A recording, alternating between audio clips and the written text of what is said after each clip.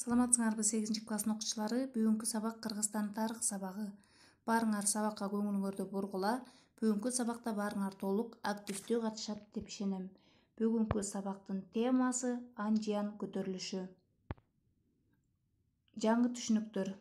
Сүргүн. Сүргүн бул саясий кылмышкерлерге колдонулуучу атайын жазалоо түрү. Улуттук боштондук көтөрүлүш. Улуттук боштондук көтөрүлүш деген эмне? Демек, чет өлкөлүк таасирден кутулуу үчүн кайсы бир улуттардын биригип каршы чыгуусу. Мына бүгүнкү сабак сүргүн улуттук боштондук көтөрүлүш тууралуу болмокчу.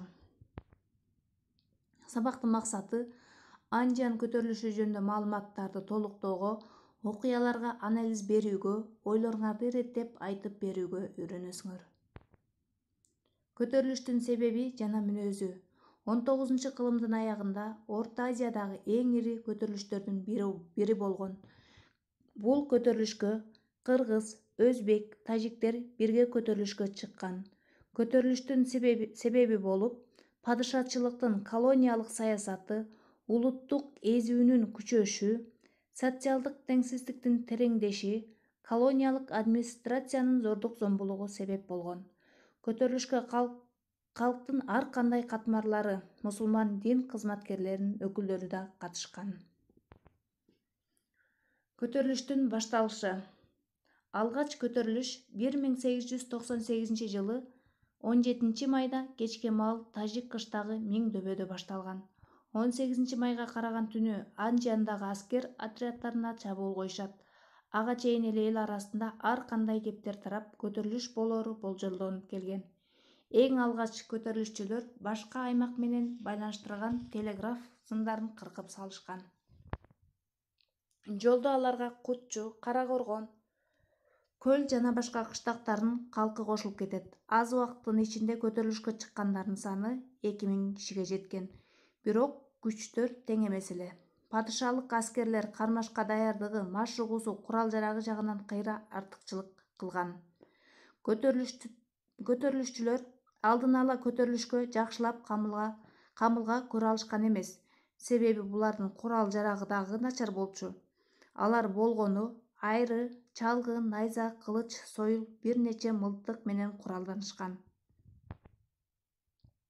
Ноокаттык кыргыздардын кыймылы.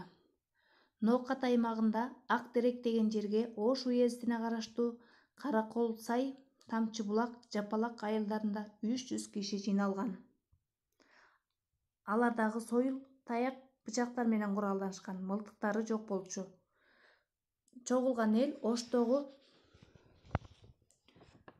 аскер гарнизонуна жана орус төрөлөрүнө кол салууга даярданган. Ноокат аймагындагы көтөрүлүшкө Омарбек Алим уулу жетекчилик кылмай болгон.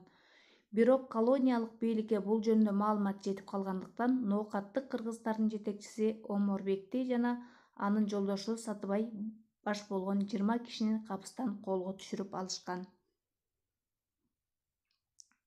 Көп өтпөй эле падышалык чиновниктер элдик кыймылдын көптөгөн катышуучуларын камакка ала баштаган. Алсак Ноокат тарапта 50дөн ашуун киши камалган. Кетмен төбөдөгү кыргыздардын кыймылы. Суусамыр болуштугундагы Кетмен төбөдө көтөрүлүштү баштоо үчүн Шадыбек Шергазы уулу жетекчилик кылган.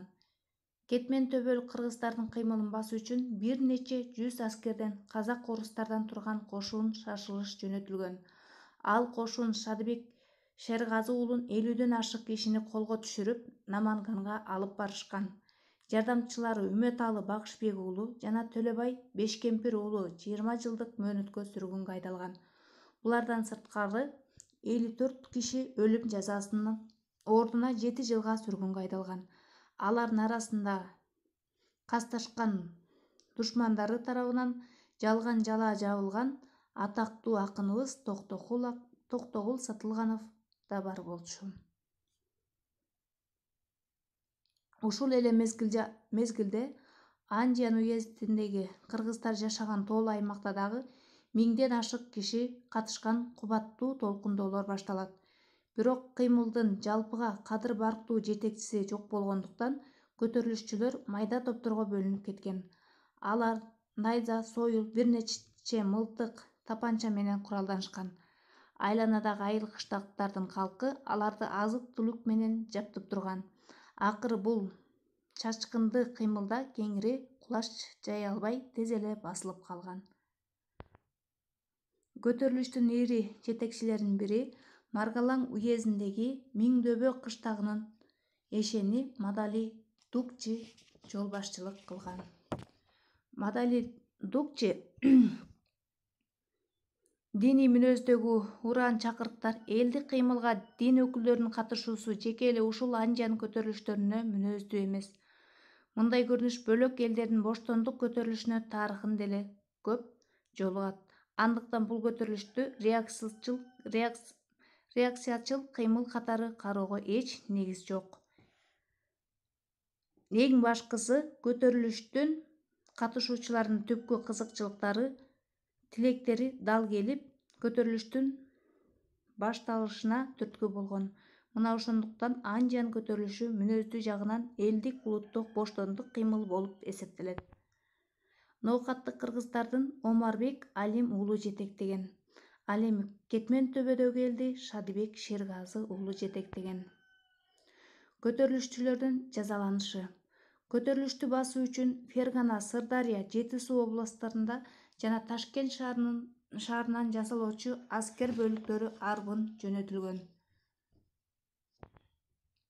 Көтөрүлүштүн жыйынтыгы.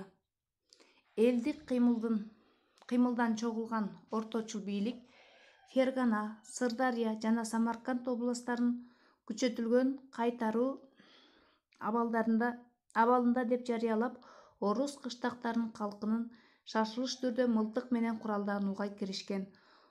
Ошентип алдын ала жакшылап уюштурулбаган чачкынды куралданган элдик кыймыл жеңилүү менен аяктаган. Бүгүнкү сабак түшүнүктүү болду деп ойлойм. Үйгө тапшырма: теманы окуп, суроолорго жооп жазуу. Классрумдан силерге ушул теманын негизинде суроолор берилет. Ошого карата жооп жазасыңар. Эмки сабакка чейин сак саламатта тургула.